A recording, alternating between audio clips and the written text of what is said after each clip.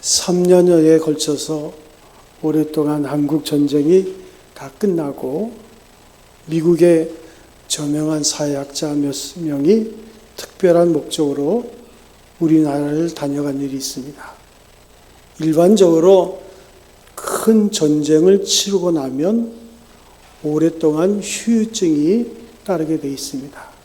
그 첫 번째가 전염병입니다. 전쟁에서 실은 죽은 사람보다 전염병으로 죽은 사람이 더 많을 정도입니다. 또 정신 이상자들이 많이 생깁니다. 그리고 베이비붐이 일어납니다. 전쟁 동안에는 아이를 낳지 못하고 있다가 전쟁이 끝난 뒤에는 많이 낳게 됩니다. 또한 기형아가 다른 때에 비하여 많이 태어납니다. 이것은 사회학자들의 연구로 거의 상식처럼 되어 있는 현상입니다. 그런데 이상하게도 한국은 그렇지 않았던 거예요. 3년여에 걸친 그 무서운 전쟁을 치르고도 정신병자의 발생률과 기형아의 출생이 다른 나라에 비하면 현저히 낮았고 전염병도 없었습니다. 이것이 이상한 거예요. 그래서 그 이유를 조사하기 위해서 사회학자들이 파견됐습니다. 그들은 조사를 하는 중에 시골에 내려가서 두 가지 장면을 눈여겨보게 됩니다. 그 하나가 어느 시골집 마루에서 할아버지와 손자가 서로 마주 앉아서 식사를 하는 모습입니다. 그 나이 많은 할아버지가 젓가락으로 음식을 집어가지고 다 큰 손자의 입에다 넣어줍니다. 그랬더니 그 손자 녀석은 꺼리낌 없이 그것을 덥석덥석 받아먹고 있습니다. 그 모습에 그들은 할아버지와 손자 사이에 오가는 사랑을 보았던 겁니다. 또 하나는 한 여인이 발가벗은 어린아이를 등에 업고 머리에 무언가를 이고 그런 가는 모습인데 한 손으로는 아이를 받치고 또 한 손으로는 머리에 보따리를 붙잡고 뜨거운 햇살을 받으며 길을 갑니다. 그런데 그 아이는 어머니 등에서 고개를 젖히고 잠이 들어 있습니다. 우리가 생각하면 얼마나 불편하겠어요. 그런데 어머니의 몸에 제 몸이 닿아 있습니다. 어머니 등에 엎여 있다는 것만으로 만족해서 잠을 자는 거예요. 이 모습을 보고는 조사가 다 끝났다고. 그리고 그 학자들은 본국으로 돌아갔답니다. 원인을 깨달은 거예요. 일찍이 역사가 토인비는 세계에서 가장 아름다운 가족 제도는 한국에 있다고 찬탄한 바 있습니다. 여러분, 온 세계가 부러워하는 가족 제도를 우리는 가지고 있었어요. 그런데 아깝게도 이제는 지난 얘기가 되고 말았습니다. 그래서 우리가 말하기를 옛날에는 참 좋았다고 그렇게 푸념하면서 살아야 될 현실이 되고 만 거예요. 여러분, 이 명예를 회복할 길은 없는 것일까요? 요즘 들어 많은 사람들이 흔히 보는 광경, 노인 요양원이 많습니다. 그 요양원이라는 것은 산 좋고 물 좋은 곳에 요양원이 있지 않고 도심에 자리 잡고 있어요. 그 이유는 가족들의 편의를 위해서인 거예요. 가족들이 바빠요. 나이 많은 분을 모실 수 있는 시간의 여유가 없습니다. 그런데 모시긴 모셔야 되니까 도심의 요양원에 자리 잡고 있어요. 뭐 복지국가니 선진국가니 하지만 그것과 상관없습니다. 그런 나라는 길게 서 있을 수가 없는 거예요. 내 부모다 할 것 없이 모든 노인을 다 실은 가정에서 모셔야 되는데 아이들도 내 자식이다 가리지 말고 모두가 가정에서 잘 자라날 수 있도록 해야 되는데 그래야만 그 민족 앞에 장래가 있습니다. 버려지는 노인이 있고 버려지는 아이들이 있다면 그 민족은 끝장나는 거예요. 이 점을 우리가 분명히 알아야 됩니다. 옛날의 전쟁은 영토 싸움입니다. 그래서 서로가 땅을 차지하려는 욕심 때문에 서로 간의 분쟁이 끝날 날이 없었어요. 그 다음에는 이념 전쟁입니다. 근 100여 년을 두고 동서세계는 이념 전쟁으로 지냈습니다. 이제 그것이 끝나자 경제 전쟁이에요. 가진 자와 못 가진 자 사이에 경제 전쟁이 치열합니다. 그 다음으로 있을 전쟁, 이미 시작되는 다름 아닌 인종 전쟁이에요. 민족마다 독립하려고 꿈틀거립니다. 인종적 문제가 심각합니다. 이것이 우리들 앞에 있는 전쟁입니다. 그러나 그 어느 것보다도 더 무서운 전쟁이 있어요. 종말에 일어날 전쟁. 그것은 인간성 파괴를 향한 전쟁입니다. 인간성이 상실돼요. 도덕성을 잃어버립니다. 이것은 종말론적 전쟁입니다. 인간성의 상실과 파괴, 그래서 생기는 불신과 거짓, 폭력과 절망, 사체와 낭비, 이게 참으로 걱정인 거예요. 여러분, 세상의 모든 불행은 가정의 파괴에서 비롯되는 거예요. 가정이 변질되면서 생겨난 일입니다. 문제의 원인도 가정이요. 문제 해결도 가정밖에 없음을 알아야 됩니다. 기술과 지식은 넘쳐나고 있어요. 어진 마음과 슬기로운 마음은 사라지고 있어요. 똑똑한 자식은 만들었는데 착한 자식으로 키우지 못했습니다. 공부는 많이 시켰는데 나중에 보니 이 사람이 아니에요. 못 쓰게 됐습니다. 내 자식이 아니라는 거예요. 인간의 참 모습을 잃어버렸습니다. 도덕성도 인간성도 바른 가정에서만 회복될 수 있는 거예요. 그래서 경건한 가정이 우리의 마지막 보루입니다. 흔히들 효도하면 복을 받는다 그렇게 말해요. 그렇게들 배워왔습니다. 오늘 성경 말씀에도 내 부모를 공경하라. 그리하면 땅에서 잘되고 장수하리라. 효도하면 지혜로워진다고 실제적으로 말씀하고 있어요. 효도를 모르는 사람은 어리석어지는 거예요. 듣는 겸손, 지혜를 사랑하는 마음, 지혜에 대한 실천 의지가 있을 때에 비로소 효도하게 되는 겁니다. 효도하면서 부모로부터 지혜를 얻게 되는 거예요. 지혜로워지는 길, 진리를 찾는 길은 부모를 총정하는 데 있다고 성경은 말씀합니다. 이를테면 내가 부모의 말씀을 잘 듣는다고 한번 생각해 보세요. 부모님에도 잘한 일이 있고 못한 일이 있습니다. 우리의 부모가 다 옳은 것은 아니죠. 잘못한 부분에 대해서는 너는 나처럼 하지 말아다오. 그런 뼈아픈 부탁을 부모가 하는가 하면 잘한 일에 대해서는 나를 따라다라. 경험 속에서 얻은 받을 것을 따를 것을 부탁합니다. 이제 자식된 입장에서 부모의 그 부탁을 그대로 받아들일 수만 있다면, 거기에서 출발할 수 있다면 그런 인생을 다른 사람보다 월등하게 앞서서 갈 수 있는 거예요. 반면에 부모의 말씀과 부탁을 거역한다고 한번 해보세요. 어떤 부모가, 어떤 아버지가 술로 망했어요. 그래서 마지막 죽기 전에 가족들 다 모아놓고 제발 술 좀 마시지 말라. 그렇게 유언하고 죽었어요. 그런데 나도 한번 마셔볼까? 술을 가까이 합니다.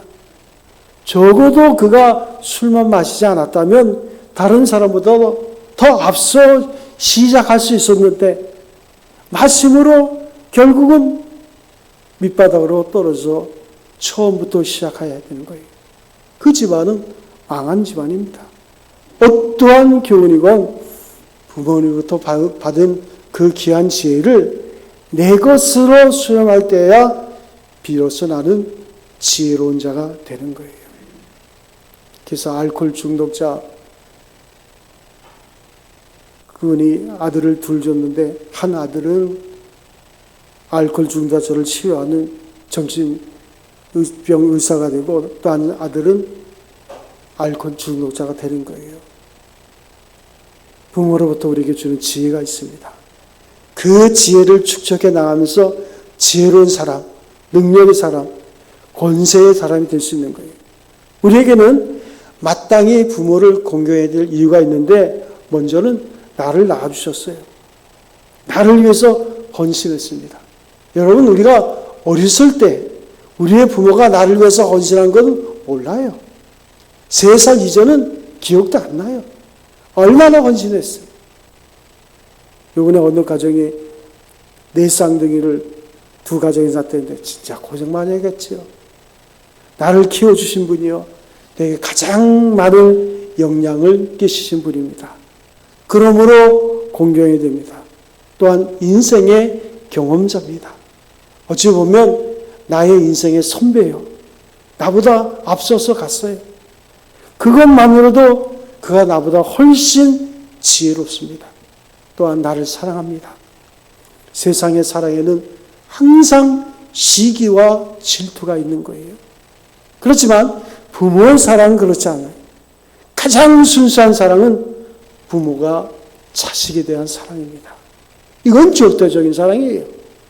그래서 결혼을 하고 아이를 키워보면 그 부모에 대한 사랑을 아는 거예요. 그러므로 그 사랑에 담긴 교훈이야말로 가장 소중한 것일 수밖에 없습니다. 또한 부모는 나에게 기대하고 있어요. 소망을 가지고 있습니다. 어떤 부모든지 항상 그 자녀에게는 소망을 가지고 있는 거예요. 그러므로 우리 마땅히 부모를 공경해야 될 것입니다.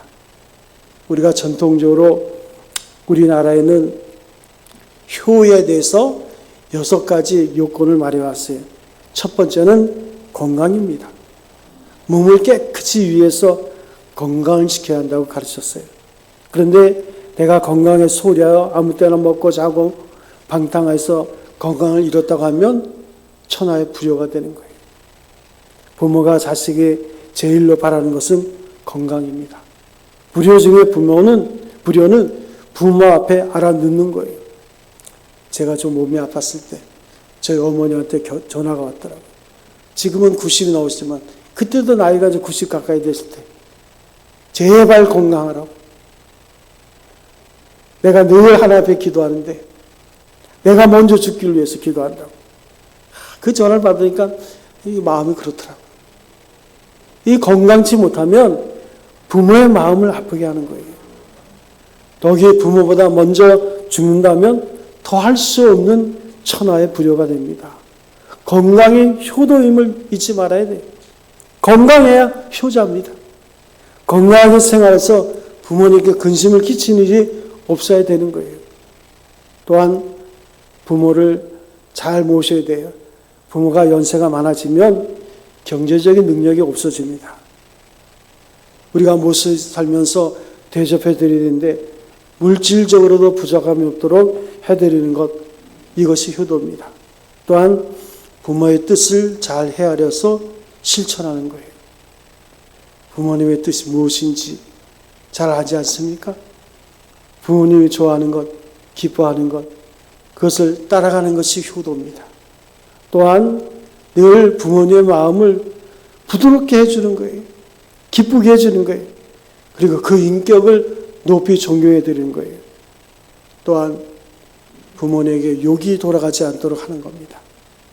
좋은 일을 하면 부모님에게 좋은 이름을 돌릴 수 있지만 잘못하면 부모님에게 큰 욕이 돌아가게 됩니다. 또한 사회에서 존경받아야 됩니다. 귀하고 큰 일을 해서 많은 사람부터 존경을 받아야 돼요. 그래서 누구의 자녀다, 그 말을 듣게 해야 되는 거예요. 이렇게 되면 곧 부모님의 이름을 높여드리는 것이 되는 거예요. 이게 효도입니다. 그냥 부모 앞에 건강하게 앉아만 있다면 효가 되는 것이 아니에요. 과거지향적으로 효를 찾을 것이 아니라 내가 할 수 있는 일을 찾아서 훌륭히 해냄으로써 부모님의 이름을 높여드려야 되는 거예요. 잘못이다 저질러서 감옥에 갔다고 해보세요. 큰 불효인 거예요. 이제 매년 4월달 부활절 되면 서울구치소에서 제소자 한 300여 모여서 부활절 감사 예배를 드려요. 그때 모이는 사람들이 다 제소자들입니다. 푸른 제복을 입고 사형수들도 빨간 명찰을 달고 몇 명 나옵니다. 그때 거기에 이제 그 제소자 중에 한 명이 장로님이 기도를 해요. 그냥 그 기도는 완전히 그 예배를 울음바다로 만드는 거예요. 자기의 잘못, 자기의 인생을 잘못 살았다는 것. 우리가 좋은 이름을 가지고 살게 해드리는 것이 효도임을 잊지 마시기 바랍니다. 오늘의 본문은 우리에게 구체적으로 말씀하고 있어요. 내 부모를 공경하라. 우리가 공경한다는 것은 가장 큰 사랑을 인간이 할 수 있는 가장 큰 사랑입니다. 그래서 부모님을 즐겁게 해드려야 돼요. 즐겁게 하는 일이 어디 있겠습니까? 먼저 부모를 즐겨야 되는데 내가 부모님을 즐기고 하는 것이 부모님을 즐겁게 하는 것인데 부모님을 대하기를 귀찮아해서는 안 됩니다. 우리는 이해관계가 많아가지고 부모님을 귀찮게 하는 분들이 있더라고요. 부모님 말씀을 부모님 만나고 이제 그 귀한 만남을 마치 연인이 만나는 것처럼 즐거워야 되는 거예요. 여러분에게 대답할 기회를 줍니다. 만약에 우리에게 부모님이 살아계시다면 여러분 부모님 만난 게 즐겁습니까? 이렇게 대답도 못해 자신감이 없어. 한 번만 더. 여러분 부모님이 살아계시다면 여러분 부모님 만난 게 즐겁습니까? 지난주에도 제가 제 부모님 요즘은 잘 찾아뵙지 못하지만 그래도 늘 찾아뵙으려고 애를 씁니다만은 아무튼 이 부모님 만나면 마음의 즐거움이 있어야 돼요. 또한 우리의 마음을 드려야 돼요. 물질 이전에 정성과 마음을 부모님께 드려야 됩니다. 이 부모님의 마음은요 항상 자식에 있어요. 지난번에 가보니까 우리 부모님이 용돈을 준비했더라고요. 이렇게 용돈을 준비해서 저를 주는 건지 알았더니 아니더라고. 나를 주는 게 아니라 제 형을 주더라고. 제 형이 70회 생일이라고 생일 축하한다고 아니 90세 넘은 어머니가 용돈을 주더라고. 아니 별로 기분이 안 좋더라고. 물론 나를 안 줘서 기분이 안 좋은 건 아니지만 글쎄요. 90 넘은 노인네가 아니 70대 아들이 그 생일 이게 부모의 마음이거든요. 그래서 부모의 지혜와 진리를 사랑하고 의롭게 살아야 되는 거예요. 성경 말씀에 보면 이제 잠언 23장에 보면 의인의 아비는 크게 즐거울 것이요 지혜로운 자식을 낳은 자는 그를 인하여서 즐거울 것이니라. 불의하게 사는 자식을 둔 아버지는 평생을 고통스럽게 살아가는 거예요. 자식이 어리석은 것을 하고 어리석은 짓을 하고 다니면 그 부모의 마음은 어떻겠습니까? 의롭고 지혜로운 자식이 되는 것이 효도예요. 그래서 효를 연구하는 학자들은 부모를 공경하는 5가지의 요건을 들고 있습니다. 첫 번째는 우선은 자주 뵈야 된다는 거예요. 자주 만나는 것이 중요해요. 옛날에는 아침 저녁으로 문안 인사드렸잖아요. 1년에 한두 번씩 그것도 무슨 때나 찾아뵙는 것 그나마도 할 수 있다는 게 참 다행이지만 아무튼 자주 뵙는 것이 효도입니다. 그리고 자주 뵙고 손을 잡아드려야 돼요. 손을 잡아드리고 어루만져 드려야 됩니다. 사람의 손에는 감촉을 느낄 수 있는 기관이 500만 개가 있다 그래요.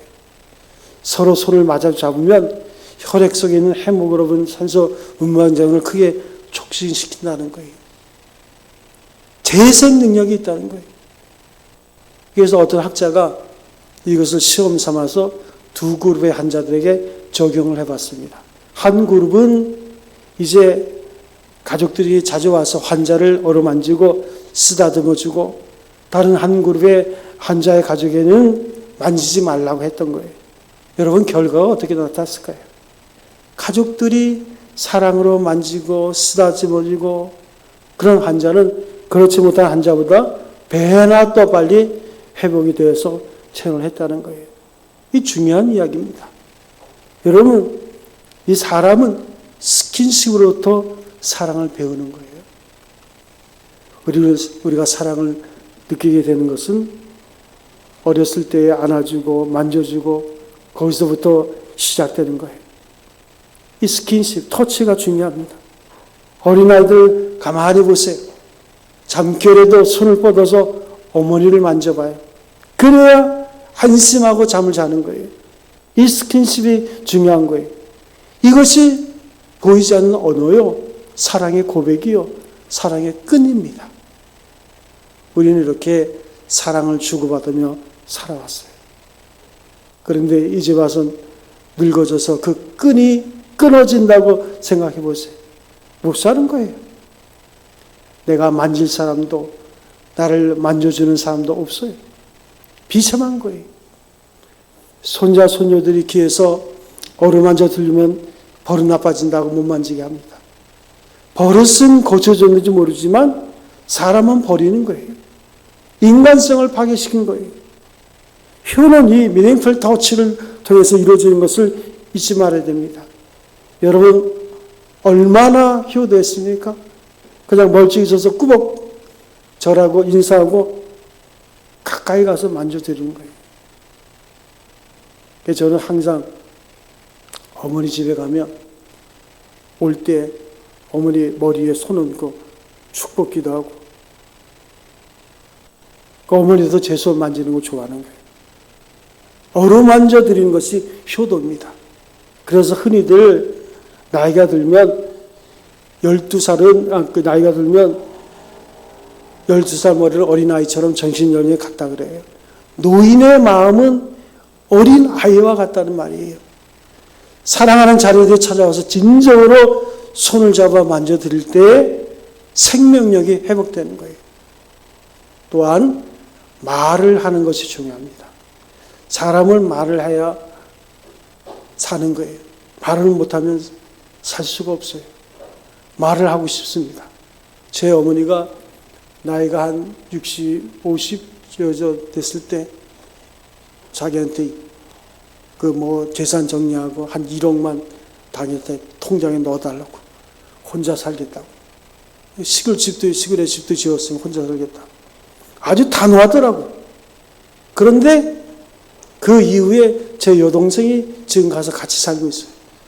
얼마나 좋아하는지 몰라요. 근데 제 여동생이랑 엄마랑 얘기하는 거 보면 별로 좋은 말 안 하는 것 같아. 서로 짜증내고, 엄마 왜 그랬어? 이러면서 그런데 그게 좋아하더라. 그래서 나한테 일러요. 야, 네 동생 아주 성격이 지랄 같다고 그러면서 좋아하는 거예요. 말을 하고 싶은 거예요. 그런데 들을 사람이 없어요. 자식들을 따라서 미국으로 이민 간 할머니가 있습니다. 말을 못해서 병원에 입원했어요. 병명이 말 못한 병입니다. 아들과 며느리는 바빠서 얼굴 수자 볼 수 없어요. 학교 갔다 돌아온 손자들은 한국말 하지 말라고. 그래서 솔직히 벙어리가 된 거예요. 기가 막혀서. 그래서 나무를 보고 말을 했대요. 하루 종일 입 한 번 뻥긋 못하다가 앉았다가 결국 병이 든 거예요. 그래서 우리가 치매에 대해서 얘기할 때 나와 함께 대화를 나눌 친구가 없다면 치매에 걸릴 확률이 더 빠르다는 그런 말을 합니다. 부모님을 말 못하는 벙어리로 만든 것이 얼마나 큰 불효인 것을 우리가 알아야 돼요. 사람에게는 말동무가 있어야 됩니다. 말을 잘 들어주는 것. 그보다 더 큰 효는 없어요. 제가 언젠가 택시를 탔는데 택시 운전수가 여자 운전수예요. 근데 좀 나이가 들어배. 걔 몇 살이니까 68세래. 야, 여자분이 그 68세에 택시 운전하더라고요. 개인 택시. 그런데 이렇게 저렇게 얘기하다 보니까 이분이 권사님이더라고요. 걔 저도 이제 목사라고 소개를 하고 그런데 요즘 즐겁습니다. 그래요. 그 여자 권사님 뭐가 이렇게 즐거냐 그래요. 제가 재혼을 했습니다. 그래서 아니 68세에 재혼했는데 뭐가 그렇게 즐거냐 그랬더니 얘기하기 시작하는데, 물론 나이가 들어서 재혼하니까 서로 재산은 네 것 내 것 딱 구분을 했지만 그렇게 말동무가 생기니까 그렇게 좋다는 거예요. 우리의 부모의 마음을 들어줄 수 있는, 그 말을 해줄 수 있는, 이게 큰 효예요. 또한 높은 가치를 인정해 드려야 됩니다. 무슨 이야기라도 하시면 참으로 귀한 말씀이라고 지켜드려야 돼요. 아이고 그 옛날 얘기나 하고 있다고 주색이라고 그러지 말고 귀담아 들어보면 실제로 귀한 말씀이에요. 또한 존재의 가치를 인정해 드려야 돼요. 일거리를 드려야 됩니다. 적당한 일을 부탁하여 필요한 존재라는 것을 느끼게 해줘야 되는 거예요. 물론 나도 할 수 있고 아이들도 할 수 있는 일이지만 굳이 어머니께 부탁을 드리는 거예요. 제 어머니 김장 때 김장을 100포기 하더라고요. 근데 거의 혼자 다 하시더라고요. 그래서 제가 내 여동생인데, 아니 엄마가 이렇게 나이가 많은데 엄마가 그걸 좋아한대. 그리고 내 김치 아이들이 갖다 먹는 걸 그걸 좋아하는 거예요. 그러니까 이것을 어머니께서 해주셔야 합니다. 내가 해야지. 얼마나 좋아하는지 몰라요. 일은 어머니가 하셔야 됩니다. 어머니가 우리 집에 꼭 필요한 거예요. 이 말을 하루에 3번만 하면 효자인 거예요. 삶의 의미를 드려야 됩니다. 삶의 가치를 높여드려야 돼요. 또한 미래를 그릴 수 있도록 해드려야 됩니다. 손자, 손녀를 만나면 그들을 통해서 미래가 보이는 거예요. 또 예수를 믿도록 해드릴 때 소망의 사람이 되는 거예요. 성경을 읽어드리고 소망을 바라보는 존재로 오실 때 으뜸의 효자가 되는 것입니다. 그래서 어떤 분은 그 황교안 국무총리라고 있어요. 그분 자기 어머니의 이름으로 그 교회에 장학재단을 하나 세웠어요. 그 어머니가 진짜 그 이름 자체가 식을 수 없다고. 무슨 영자인가? 또 영자 있으면 안 되지. 그런 이름으로 장학재단 하나 세워준 거예요. 어머니 헌금도 하고 봉사도 합니다. 어머니께서 이걸 기뻐하는 거예요. 이렇게 해서 저 영원한 미래를 보실 수 있게 해드리는 거예요. 그리고 마지막에 순종이 됩니다. 순종은 순종케 하는 자로 하여금 생의 영역이 넓어지게 합니다. 부모님의 뜻이 자녀에게 이어지면서 내 생명이 그리로 연결되는 거예요. 내 생명이 손자, 손녀에까지 확산되어 나가는 거예요. 이것이 없으면 안 됩니다. 이것이 삶의 보람이요 건강의 비결인 거예요.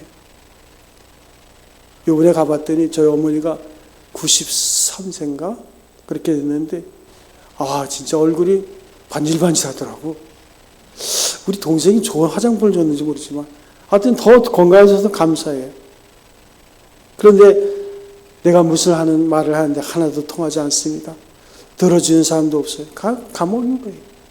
내가 하는 말을 자식이 듣고 그 자식이 또 자식에게 전합니다. 이거 할아버지가 한 말이야. 할머니가 한 말이야.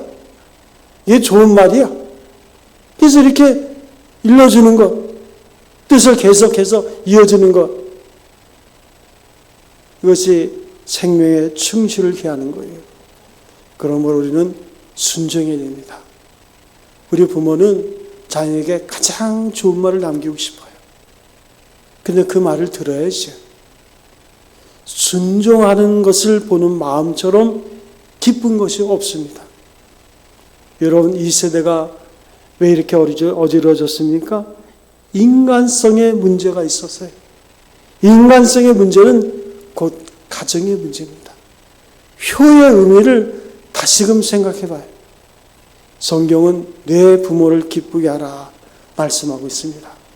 그런데 내 기쁨만 찾겠다고 부모를 기쁘게 해드리지 않습니다. 결과적으로 그렇게 되면 나의 기쁨도 없고 부모님의 마음도 슬프게 만드는 거예요. 우리가 부모님을 슬프게 하면서 어떻게 나의 기쁨을 찾을 수 있겠어요?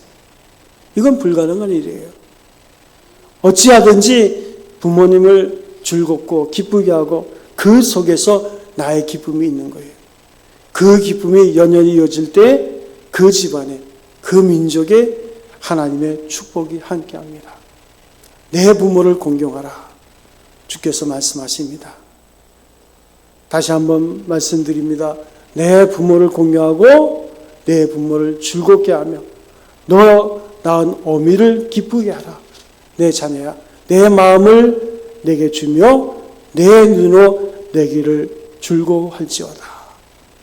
우리가 2023년도 어버이 주를 맞이해서 다시금 우리가 부모에 대한 우리의 태도와 우리의 삶을 돌아볼 수 있는 기회가 되시기를 주님의 이름으로 축원드립니다.